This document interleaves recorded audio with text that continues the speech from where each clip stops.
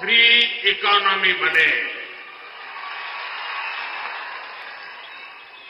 आप मुझे बताइए कि भारत को दुनिया की तीसरी बड़ी आर्थिक शक्ति कौन बनाएगा? कौन बनाएगा? कौन बनाएगा? कौन बनाएगा? जी नहीं, आपका एक वोट बनाएगा। आपके वोट की ताकत है जो मोदी को मजबूती देगी और तब जाकर के देश दुनिया में टॉप 3 इकोनॉमी बन जाएगा। हमारा संकल्प है कि हम भारत को मैन्युफैक्चरिंग हब बनाएं, हम भारत को स्किल सेंटर बनाएंगे और ये संकल्प वैकेशन गुजारने वाले नहीं कर सकते पूरा। मौज मस्ती में जिंदगी गुजारने वाले ये काम पूरा नहीं कर सकते। इसके लिए तो विजन चाहिए और विजन के लिए जिंदगी चाहिए खपाने के लिए। जब विजन के लिए जीवन खपाते हैं और जब एक लक्ष्य को लेकर, एक संकल्प को लेकर 24/7 दिन रात काम करते हैं, तब जाकर के संकल्प सिद्ध होते हैं। और इसलिए मोदी का विजन भी क्लियर है और मोदी का जीवन भी 24/7 फॉर 2047। और इसलिए आज पूरा देश कह रहा है, फिर एक बार, फिर एक बार, फिर एक बार, फिर एक बार, फिर एक बार। जरा एसपीजी वाले ये बच्ची एक तस्वीर लेके आई है, कब से खड़ी रही है, उसकी तस्वीर ले लीजिए। बेटा please write down your name and address. मैं आपको चिट्ठी जरूर भेजूंगा। जरा उनसे एसपीजी के लोग फोटो ले लेना। आप हाथ नीचे करो बेटा, वो ले लेंगे। अब आप हाथ थक जाएगा आपका। हाँ।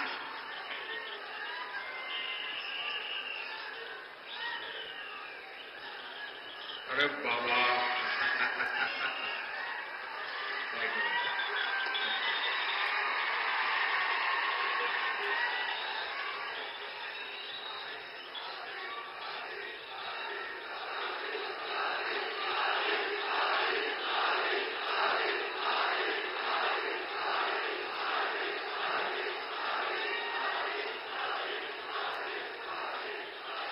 साथियों, जिस कांग्रेस का एकमात्र काम सरकार में रहते हुए देश को लूटना है, उसे क्या आप इतने बड़े देश की जिम्मेवारी दे सकते हैं? मेरा सवाल अगर आप समझ सकें तो जवाब देना। जवाब देंगे? जवाब देंगे? आप मुझे बताइए, जिस कांग्रेस का इतिहास देश को लूटने का रहा है, क्या ऐसी कांग्रेस के हाथ में अब हम इतना बड़ा देश दे सकते हैं क्या? कांग्रेस के हाथ में देश दे सकते हैं क्या? कांग्रेस ने 60 साल के अपने शासन में जो उनकी पहचान बनी है, वो उनके पापों के कारण बनी है। भाइयों और बहनों, कांग्रेस पार्टी ने यहां कर्नाटका को भी अपनी लूट का एटीएम बना दिया है। इतने कम समय में ही इन लोगों ने कर्नाटका का सरकारी खजाना खाली कर दिया। हालत ये हो गई है कि विधायकों को विकास के लिए मिलने वाली विधायक निधि का पैसा तक समय से नहीं मिल पा रहा है। और यहां के सरकारी कर्मचारी, मैं आपको अंदर की बात बताता हूं, क्योंकि भारत सरकार के पास इनकी अंदरूनी जानकारियां होती है, और मैं आपको चेतावनी चौंकाना चाहता हूं।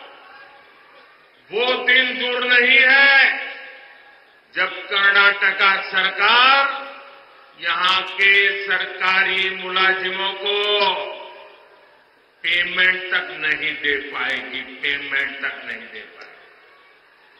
आपके बच्चे भूखे मर जाए, ऐसी स्थिति ये लोग पैदा करके रखेंगे। जनहित की ऐसी कोई योजना नहीं जो कांग्रेस के भ्रष्टाचार का शिकार न हुई। और इसलिए तो देश के सभी अनुभवी लोग कहते हैं, इतिहास भी कहता है, कांग्रेस आई तबाही लाई, कांग्रेस आई तबाही लाई। साथियों, कर्नाटका में कांग्रेस सरकार नहीं चला रही है। कांग्रेस पार्टी यहां वसूली गैंग चला रहा है, वसूली गैंग चला रहा है।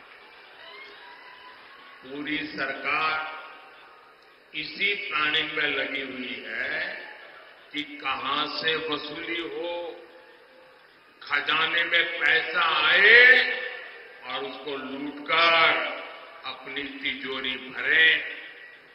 हमारा कर्नाटका और बेंगलुरु, जिसे दुनिया में टेक हब पर जाना जाता है, टेक हब के रूप में पूरे विश्व में हमारे कर्नाटका ने देश का नाम ऊंचा किया। आज कांग्रेस सरकार ने ये टेक हब को टैंकर हब बना दिया, टैंकर हब बना दिया। पानी के लिए टैंकर माफिया लोग मनमानी वसूली कर रहे हैं, और इसका भी कमीशन कांग्रेस के लोगों तक पहुंच रहा है। लेकिन कांग्रेस इतने से संतुष्ट नहीं है। ये लोग 2G स्कैम जैसा लाखों करोड़ के घोटालों वाला स्कैम करने के लिए सपने देख रहे हैं। आप मुझे बताइए, 7 मई को कर्नाटका को लूटने वालों को सजा मिलनी चाहिए कि नहीं मिलनी चाहिए? सजा मिलनी चाहिए कि नहीं मिलनी चाहिए? कांग्रेस के भ्रष्टाचार का हिसाब करना चाहिए कि नहीं करना चाहिए? चून चून करके कांग्रेस को साफ करना चाहिए कि नहीं करना चाहिए? करेंगे?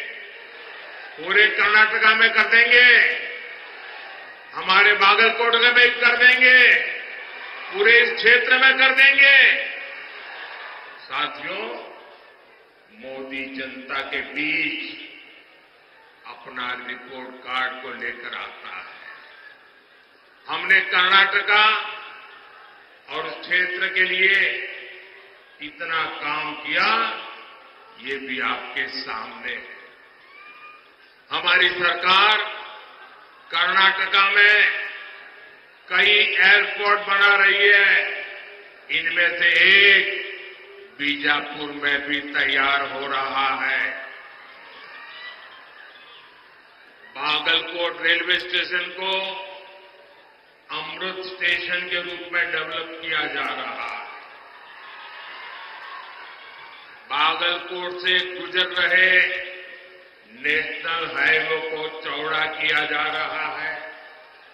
इससे बादामी, पट्टदकल और आइहोले जैसे ऐतिहासिक जगहों पर पर्यटन को बढ़ावा मिलेगा।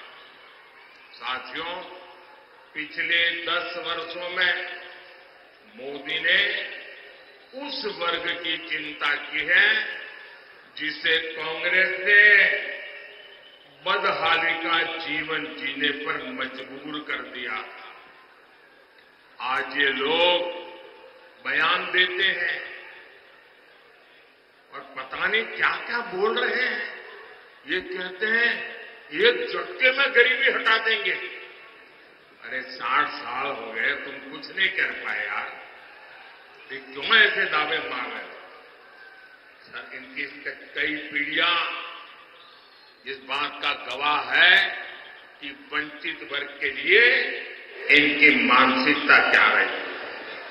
करोड़ों परिवार इस देश में जीवन की मूलभूत जरूरतों से वंचित हैं।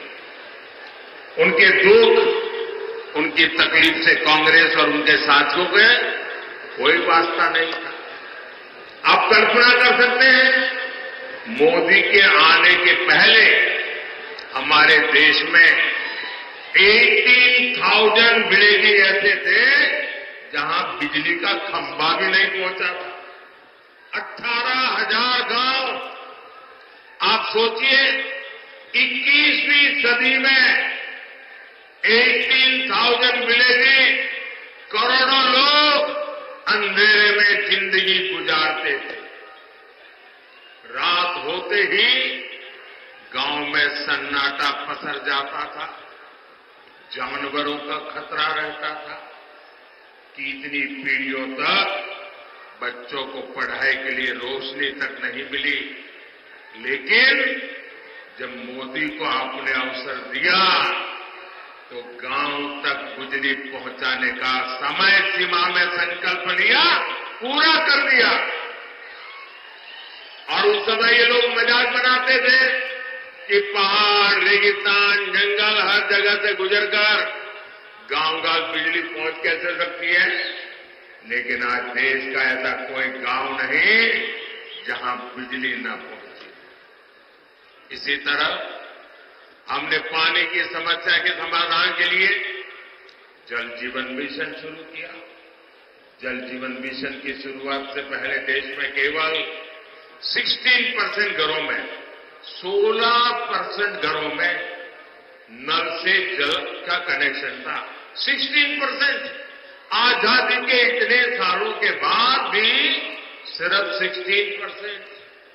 मोदी ने 5 इयर्स में 75% से ज्यादा घरों तक पानी पहुंचा दिया।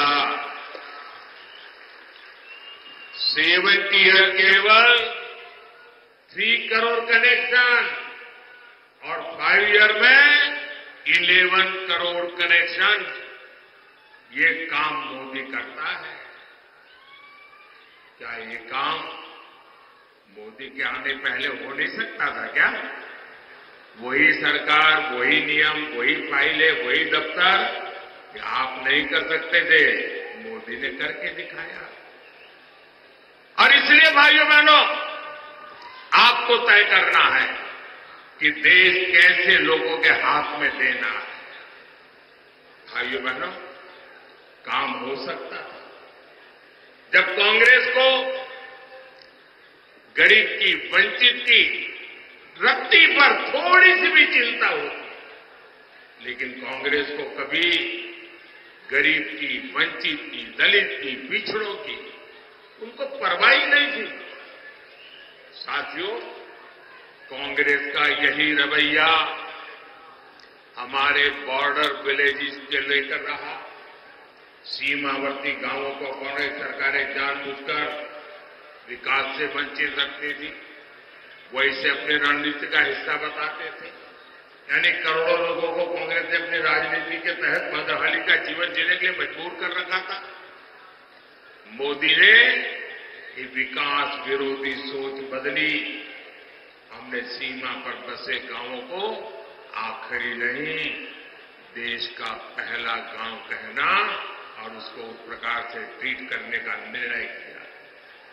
आज विकास देश के हर पहले गांव तक पहुंच रहा है।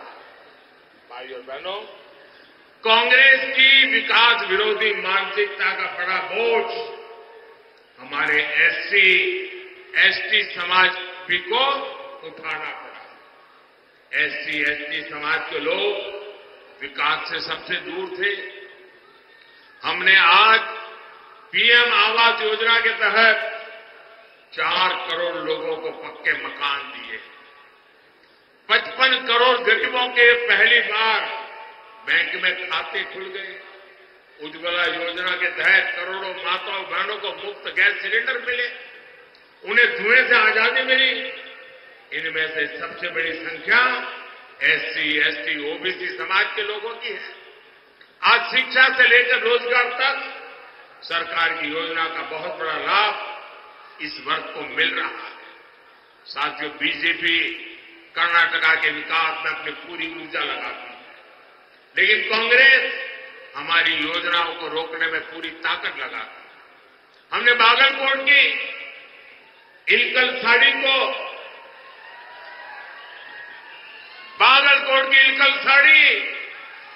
उसको वन डिस्ट्रिक्ट वन प्रोडक्ट योजना में शामिल किया, ताकि यहां के बुनकरों को, जिन्हें आप नेकारा कहते हैं, उनकी इनकम बढ़े।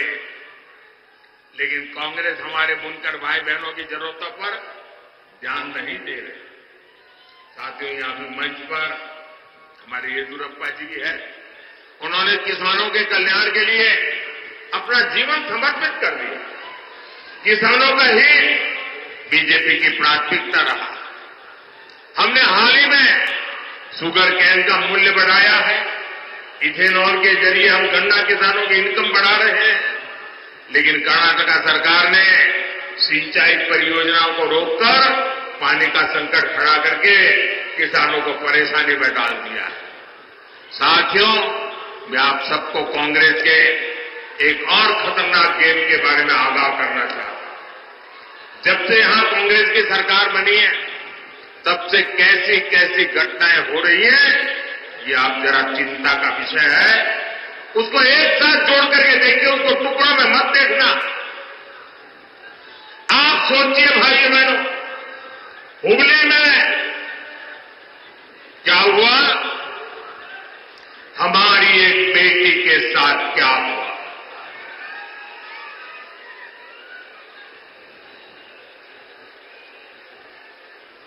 जहां शिक्षा का दाम है, हुगली में एक बेटी को एक के बाद एक चाकू के घाव मार दिए जाए, वो दृश्य देखकर हर किसी का दिल दहल गया। लेकिन यहां की पूरी सरकार वोट बैंक को बचाने के लिए बेटी के सम्मान पर ही हमला करने में जुट गई। तुष्टीकरण के लिए कांग्रेस किसी भी हद को पार कर सकती है।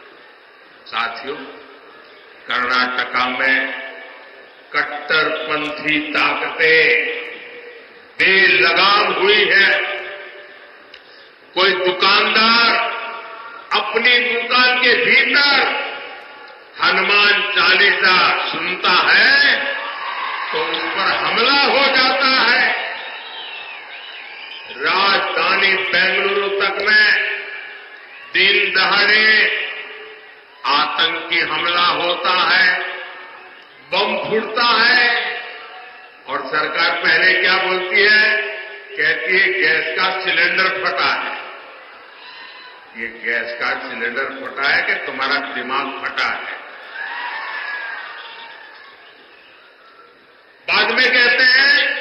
ये बिजनेस राइवलरी थी। भाइयों बहनों, ये नॉर्मल क्राइम की घटनाएं नहीं है।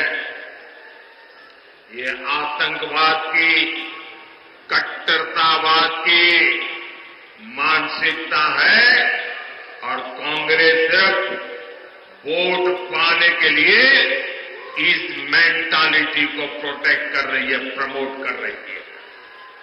साथियों, कांग्रेस की वोट बैंक की राजनीति के चलते अब देश में एससी, एसटी के अधिकार भी सुरक्षित नहीं है।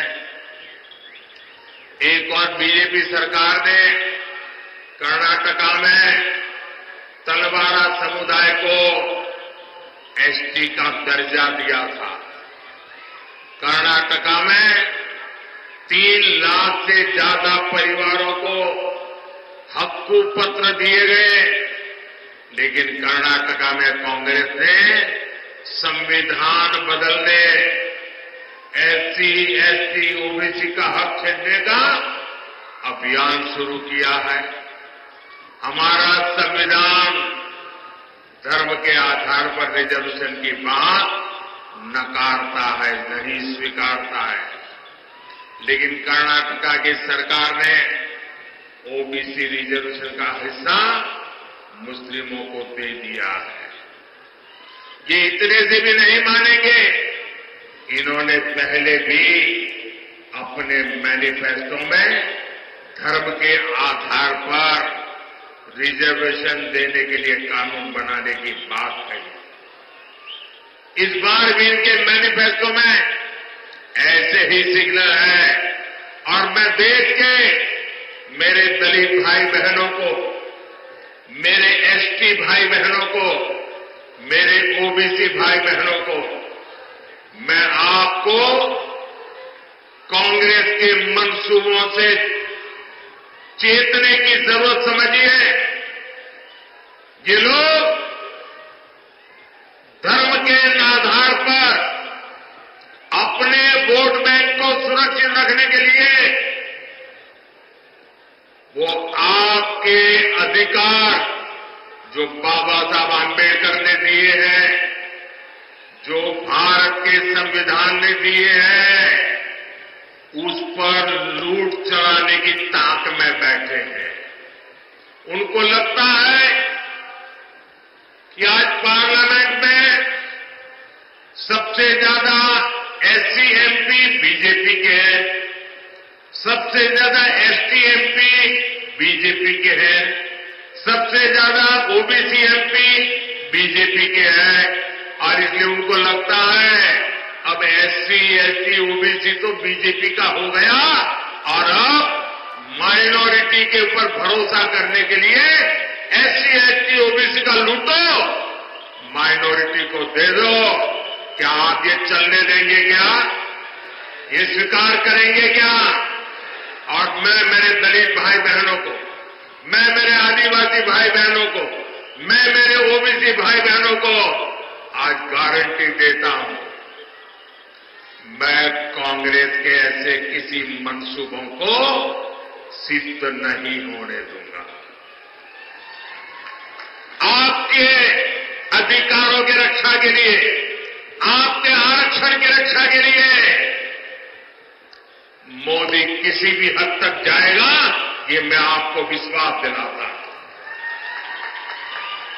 साथियों, आजकल एक और चिंता का विषय मैं आपके सामने रखना चाहता हूं। सोशल मीडिया का जमाना है, टेक्नोलॉजी का जमाना है और बहुत सी चीजें व्हाट्सएप पर, एक्स पर, सब पर आती रहती हैं और हम भी कभी देखे बिना फॉरवर्ड कर देते हैं। मैं सबसे पहले सोशल मीडिया के प्लेटफॉर्म पर काम कर रहा आया। आज दुनिया में भी सबसे ज्यादा फॉलोवर अगर किसी के हैं तो जो पहले 2-3 नाम है उसमें आपका एक मोदी है, क्योंकि मैंने इस ताकत का सदुपयोग किया,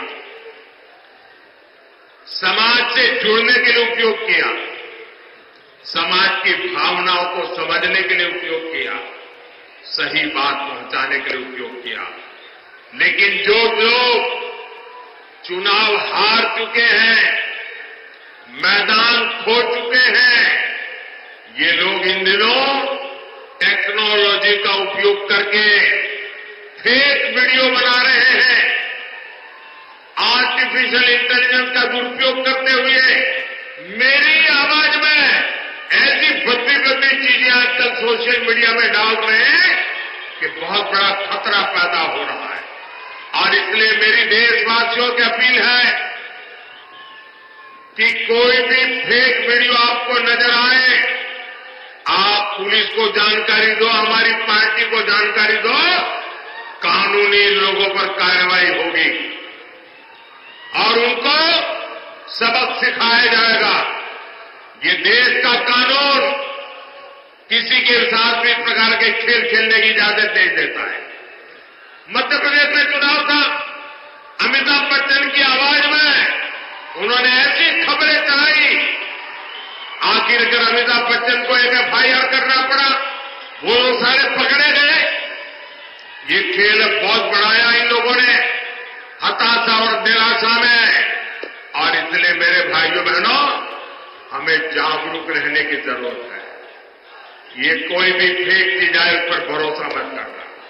दूसरी एक बात,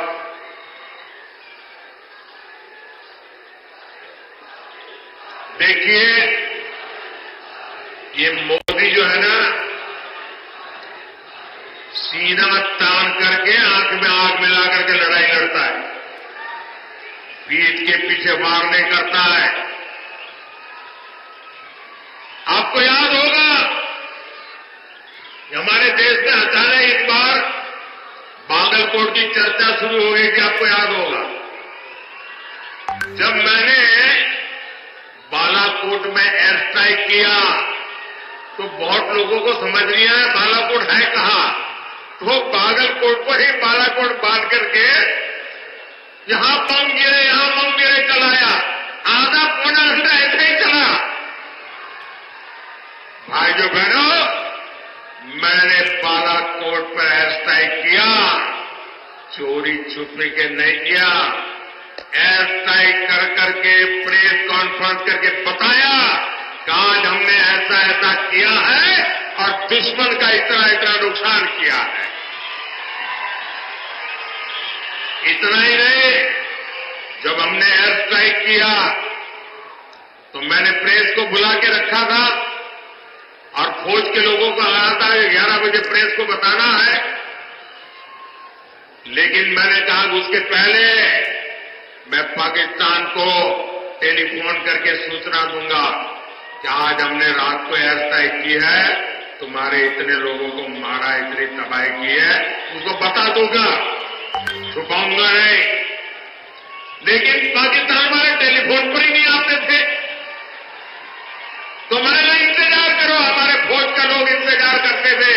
करीब 12 बजे बात हुई, उसके बाद मैंने दुनिया को बताया कि मैंने रात को एयर स्ट्राइक किया है और पाकिस्तान के छक्के छुड़वा दिए हैं। भाइयों बहनों, ये मोदी छुपाता नहीं है, न मोदी छिप करके वार करता है, जो भी करता है सामने से करता है, देश के लिए करता है। और आज भी जो लोग मेरे देश के निर्दोष नागरिकों को मारने की हरकत करेंगे, ये नया भारत है, घर में घुस करके मारेगा। साथियों, 7 मई को आपका वोट बैंक की राजनीति करने वालों को जवाब देगा। आपका वोट विकसित कर्नाटका, विकसित भारत की गारंटी बनेगा। मेरा अनुरोध है, बागलकोट से मेरे अनन्य साथी पीसी गट्टीगौड़ जी और बीजापुर से हमारे वरिष्ठ साथी रमेश जिगाजिनागी जी को विशाल बहुमत से विजयी बनाइए। आप यहां अपने परिवार में अपने परिचितों से कहिएगा कि मोदी जी आए थे, मोदी जी ने आपको प्रणाम कहा है।